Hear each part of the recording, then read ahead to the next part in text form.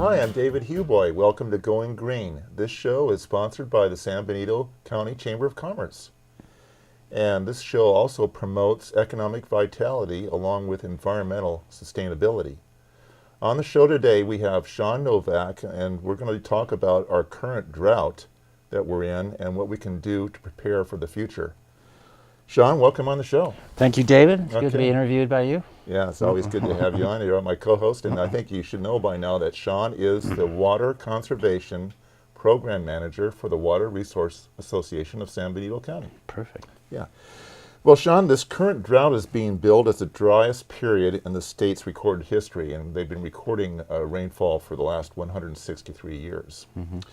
And climate patterns say that there have been drier stretches before this 163 historic period began. So, you know, the worry that I don't want to frighten the viewers, but I think we need to be prepared if this continues. No doubt. I mean, right now, fortunately, our groundwater basin has been managed well. We have a supply in our groundwater basin which will see us through this year into maybe 2-3 years down the road without any huge major impacts. Right. But that's why I'm encouraging people to be conservation minded now, because you know, we need to be ahead of the curve. So we reduce our use now, there'll be more for later, because we have no idea how long this drought's going to last. Well, you know, there has been studies of tree rings and sediments, and researchers have said that coming up with evidence that there have been droughts that last for 10 to 20 years in a row within the past 1,000 years that they've been able to, you know, study this evidence. And so in 2013, California has received less rain than any year since 1850. But one Bay Area scientist has said that, based on tree ring data, that the current rainfall season is the driest since 1580. Wow. So you got to ask, you know, so how long is this going to last, well, right? I hope it's nothing like that. Boy, but you know, you throw in the possibility of climate change. You know, I know the president said in his State of the Union address not too long ago that it's a fact now. I don't know if I'd go that far, but it seems like the evidence is adding up that we are seeing some climate change as well. And the concern there is, you know, our whole water system in California is based on the snowpack we get in the Sierra Nevadas. So we have less intense winters with less snow. It could disrupt our whole system that way. And we've seen the effects of that. Like this year, we've seen it in 2008, 2009. We've seen it for brief periods.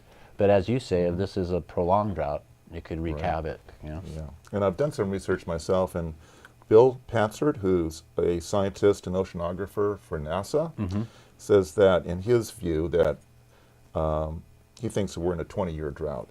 And that began in year 2000, and it's due to a phenomena known as quote unquote negative Pacific decadal oscillation that keeps bumping the storms, Making a high pressure ridge off the coast. You know, these severe high pressure. I don't know. Right? I hadn't heard that before, but that's interesting. Let's hope not. Yeah. So let's talk about, you know, the impacts first. Let's say, you know, that this drought is going to continue. So you know. And water experts say that the farmers bear the brunt because, you know, the farmers, as compared to the cities, agriculture uses about 80% of the water.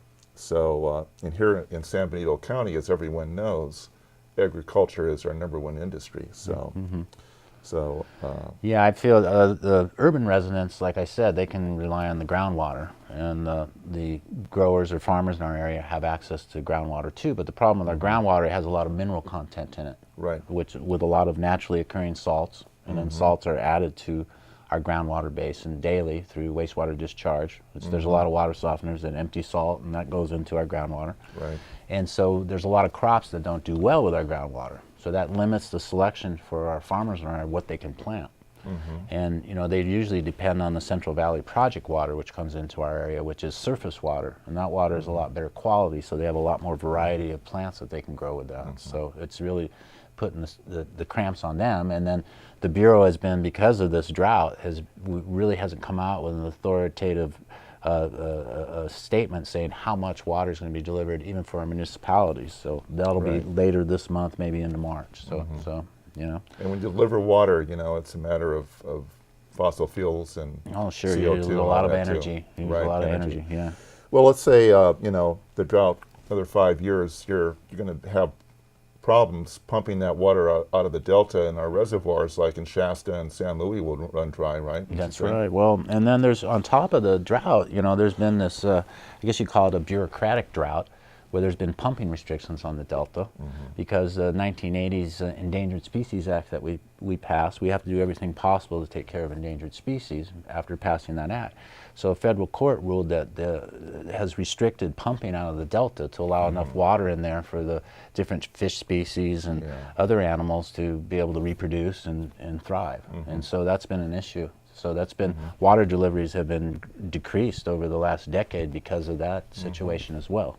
Same. There's also environmental issues with desalination with the marine life that from the intakes from. Yeah, well, our neighbors here in Monterey especially, they depend on a lot more surface water than we do. They have a few wells over there, but they've been looking at desal for a long time. Yeah. The problem with that is, like, how much are we going to pay for our water? Because that's very expensive, very energy intensive, and plus there's the brine from the salt that's left over after you treat it. You throw that back in the ocean, you bury it, that's going to cause an environmental issue there. Yeah, well, in the urban areas, they say it's not an issue of running out of water, it's the issue of what we're going to pay for it. Right. Because you have desalination, you can build the $50 million wastewater facility that they built in El Viso,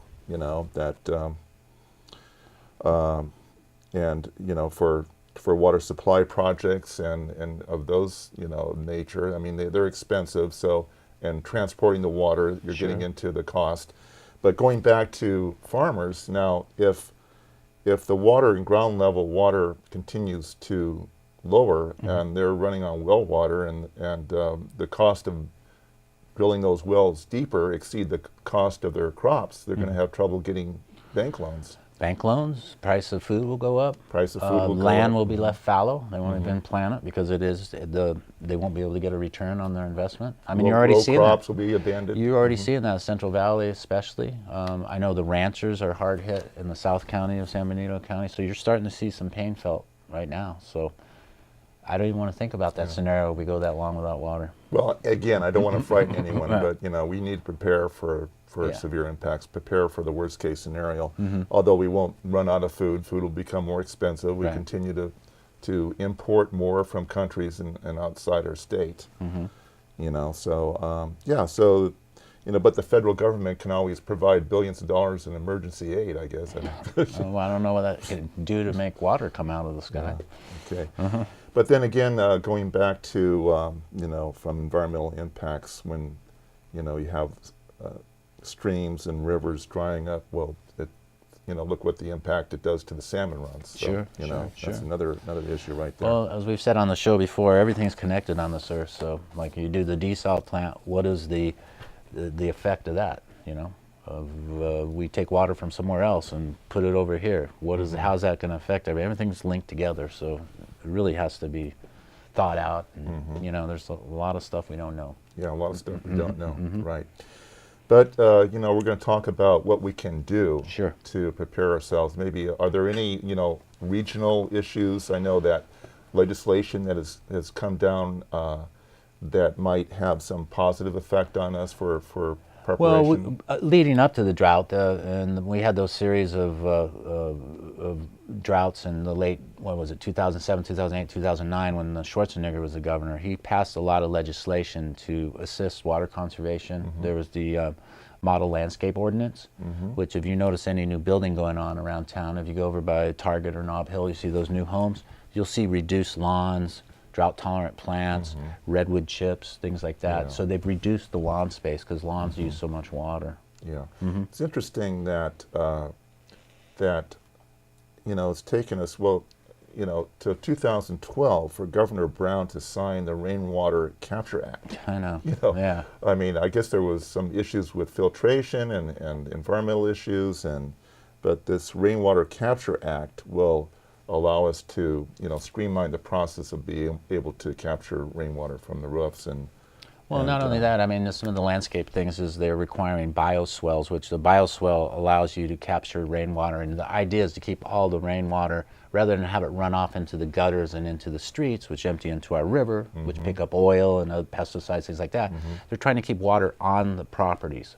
So it soaks in, percolates into the ground. Right. So like you go by the new Walgreens out there, you'll see these deep depressions, and that helps percolate that water down. So, you know, our knowledge is getting better. You know, and I like to say in my business, there's 3 tools I use. There's either legislation to help people, you know, change their habits. There's either incentives, rebates, and things like that to help people change their habits, and then education.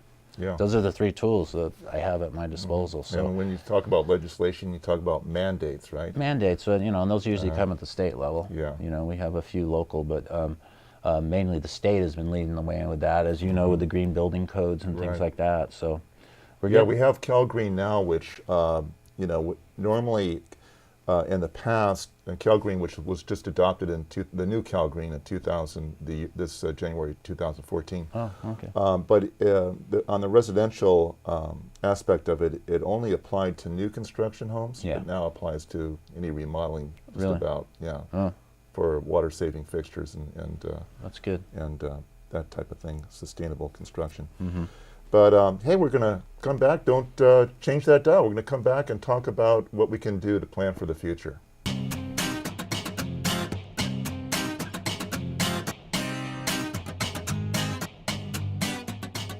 Hi, you're back watching Going Green. And Shawn, we're still in the middle of this drought, you know.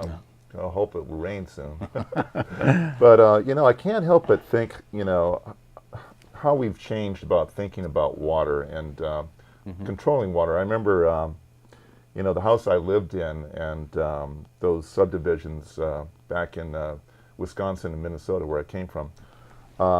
You know, typically, you know, you had the driveways that just slope the water into the streets. Into the streets, Yeah, yeah. and that was a simple matter of designing these you know, residential landscape sites, and sometimes the drives kind of sloped the water towards the edge, and some of the water would percolate a little bit into the landscaping, but primarily a lot of it was just a simple matter of designing the hardscape to sheet flow the water into the storm drain system. But now, you know, we're thinking, as you mentioned before, with what's called LID, low impact development and best management practices. You know, we're thinking about how we can save some of that water Right. and let it percolate on the site. So now we're looking at, and we had on the show, you know, earlier we had we talked about pervious pavers, Sure. interlocking pavers from Hollister, you know, and we had Steve Veltri, you know, about with the irrigation. landscaping, with the irrigation, and drip irrigation, and now we're even thinking, you know, that for the street design, you know, the streets kind of crown in the middle, the water can flow towards the curb, and the curbs can have openings to let the water, instead of going into the storm drain system, just to go into the landscaping on the other side of the curb. And along with, as you mentioned, bioswales. So all these are, like, from just a planning standpoint, things to be mindful of, and as cities and municipalities are picking up these ideas and coming up with standards. Well, that's one good thing to come out of these water crises is every time there's a water crisis, people spend more money in research and ways to save water. So if you say there's anything positive out of it, I think having something like this, it does create for more creative thought and discussion and research. So that's the good thing to come out of it. Yeah. Because I know water conservation wasn't even on the radar till we had the bad droughts of 75, 76, 77. And then they started to develop water conservation programs out of that drought. So, you know, each time we go through this, hopefully we learn a little more. Or on the other, just take a parallel approach with the building codes. You know, every time we have an earthquake, you know, the next building code usually has some Sure. different, because of our technology and research on design, you know, and how to Sure. transfer forces, but the same as water conservation. Although, you know, it does take a little bit more up front with the designing and, you know, and rules and regulations, but the benefit is less cost to the consumer, because, you know, if we don't find ways to either save water and conserve it, we're going to be paying for it more. Sure. Well, I like to use the word efficient use of water rather than conserve water, because we're just efficient with its use and are aware of our use of it rather than just turning on the sprinklers and walking away. We're aware that they're on. Just be efficient with your use of water, because we all have to use water every day. But when we do use it, treat it respectfully and use just what you need. Right. Don't be wasteful. I mean, that alone. You know, I don't know how many times I'm driving through town when when there was rainstorms in Hollister, but Yeah. people would have their sprinklers on in the middle of a rainstorm. And it's just a question of being aware of some of these things. And Did you ever stop your car and yeah, I have. I don't get like out? being a water cop, but you know, Yeah. most of the time people are just unaware, and then when you say something to them, they're like, "Oh, wow," you know, and they change their ways. They didn't know. Yeah, Or they didn't know. Yeah, or they. Well, and I see a lot of people have their irrigation systems turned on to go really early in the morning before anybody's up, so they don't see Yeah. broken sprinkler heads or water gushing Yeah. out. So you know, it's just awareness is really Let's important. get back to efficiency, but let's first. I wanted to talk a little bit more about storage of water. You know, like underground cisterns, and I think there's been technology. I know I went to a seminar sponsored by Granite Rock, and they have these cage type systems where you can erect an underground cistern that certainly would store a lot of water for landscape use. It would, but that's the thing. If you're building a new building up front, you can make those type of cisterns, and it makes sense. But to try to retrofit a house, like, you know, people can have trash cans on their rain gutters, but Right. you know, in our area, we get 11 to 13 inches of rain on average. That's what our average rainfall is supposed to be, and we get it all in January, you know, December, January, and February, and we need it the most in the middle of summer. So you have to store that water, and that can cause problems, you know, mosquitoes and the West Yeah, Nile right, virus. So, yeah. you know, you have to do it right. So, I know, you so and that's it's why a lot of effort for when you just have the rain barrels out there for very little water. But, you know, what I encourage people to do is, if you don't have rain barrels and stuff like that, is they have these new things you can put on your downspouts that will funnel the water out into your landscape. You know, it's like a hose that attaches on there, and that's a real cheap solution. And at least you keep the water on site. Yeah. You know, so that's a simple solution. Well, I do know that like 50% of residential water use goes into landscaping. Yes. Isn't that's correct? That's correct. Sometime in the summer, it's even higher. And you typically, I mean, you have your, you know, lawn setting. I mean, people love lawns. I love lawns, Sure, you know. sure. That's what like we grew up for with. the kids and Yeah, everything. yeah. But there's an issue of mowing the lawns. You know, you put a lot of pollution in the air from those lawnmowers. Pesticides. And the watering. Yep. So, you know, maybe you can tell us a little bit about your Yeah, drought-tolerant landscaping and different ideas there. I always tell people if the only time you're on your lawn is when you're mowing it, you got too much lawn.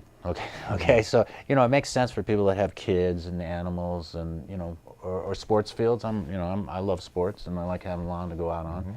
But what I object to, it's so easy to buy this turf. It's rolled up into a roll, and it's so easy to go out to a landscape and just roll it out. You got instant landscaping. But what I try to get people to do is plant landscape material that can do well with our local rainfall. Like we get, like I said, 11 to 13 inches on an average year. There's plants, I have a list in my office if anybody's interested, of drought-tolerant plants that do well in San Benito County that have a low water need. And so you try to keep it at whatever the rainfall produces. And you know, most people think it's just cactus, but Right. there's some beautiful drought-tolerant plants out there that have beautiful flowers. We have a demonstration garden in downtown Hollister on 6th and Powell at Dunn Park. Right now it looks bad because of the frost and everything, but my assistant Leo Vasquez is... Did you have to cut down on the watering of that? Yeah, we did. But right now we have it established. It doesn't take hardly any water at all, and it's all drought-tolerant plants and permeable pavers and efficient irrigation system. But Nice. my assistant Leo Vasquez is going to be working on that at the end of February. So by March it's going to be looking good again. But that's a real good example. We have out in front of the San Benito County Water District, we have a really good example of a drought-tolerant yard. You know, so. But yeah, we need to get away from using lawn for all areas. I see some 5-acre parcels out in San Benito County, and they put turf around the whole thing.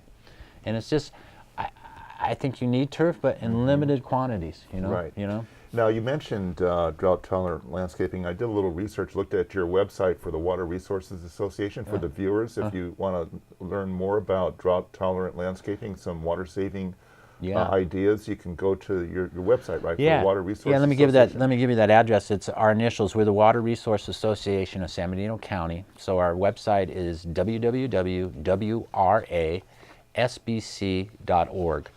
And if you go up in the upper left-hand corner, there's a link that says programs and rebates. If you click on there, you can see a lot of our programs. We even have free water-efficient landscape plans. We have 3 different designs that were provided to us by Rosemary Bridwell, a local landscape architect. And it has a plant list along with some designs. And that'll give you some good ideas. And one of the things that people have a hard time, they think they ought to convert their whole yard. Well, I suggest just taking a piece at a time and converting it over, because it can get expensive. But you're gonna, in the long run, you're gonna be money ahead, because the price of water keeps going up. If you lose plants due to the weather, due to drought conditions, it's going to cost you money. So, anyway, I really promote the use of drought-tolerant plants, and we can help people with that. Yeah. Yeah, I remember as a kid we came out from. I grew up in Madison, Wisconsin, and we came out to California as a family trip. And I was fascinated when we got through Arizona. Fascinated with cactus, you know. I love cactus, you know. But you know, to have cactus, it you know, get that, you know, southwestern look. Right. I mean, I'm not opposed to used to that, right? I'm not opposed to cactus, but I want to let people know there's a lot of other plants besides cactus that don't use water. That a lot don't of use water. water. Yeah. Right, So, exactly. and we can help them with that with our list, and you know, we also provide irrigation evaluations. It's a free service. We'll go out and look. Free service. Yeah, we go out to people's homes and we look at their irrigation system. We turn it on. We look for broken heads, heads that are turned to be on the pavement rather Do you than. do repair work, or just kind of No, we know what's let them wrong? know what's wrong. We give them an evaluation, give them our recommendations. We'll do minor stuff, like I said, of the heads turns where it's on the driveway rather than on the landscape. We can turn it back, that type of thing. And like I said, a lot of people aren't even aware that they have a broken sprinkler head, because it usually comes on early in the morning. So we'll point those things out.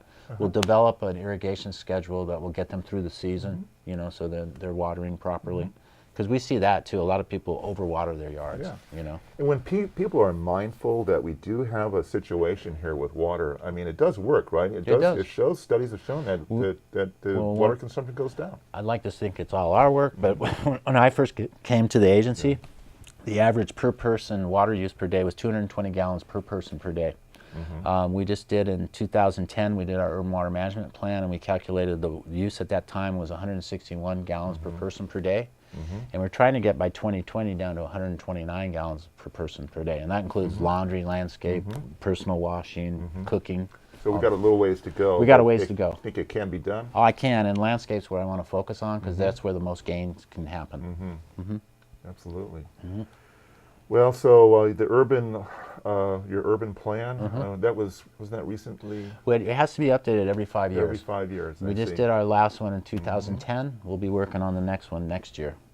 But that is mandated by the state and also by the Bureau, since the San Benito County Water District is an irrigation district. So let me tell you, they manage the water well, the best we can with what we have. I thank you for for your Water Resource Association. I appreciate all the good work that you do. Well, thank you. No, I really enjoy it, and I like to help people. What I don't know, I have a network of people that are in the industry, and I can always get some answers to your question. Great. So if the drought continues, you know, we can all work together to see what we can do to But I want to stress to people, you know, Californians have been good in times of drought of conserving water, but this is a way of life for us. We can't, even if we get a wet year next year or, you know, the year after, we still have to be efficient with our use of water. Right. You know? Okay. And hey, if any of you know of anyone I wanted to get on the show, talk about rainwater storage and rainwater harvesting, greywater reuse, and wants to come on our show and talk about that, well, I welcome you to just call the chamber. We'll get you on the show.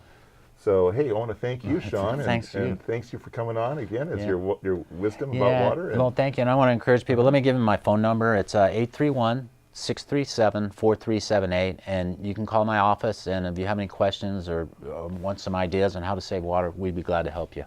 Great, great.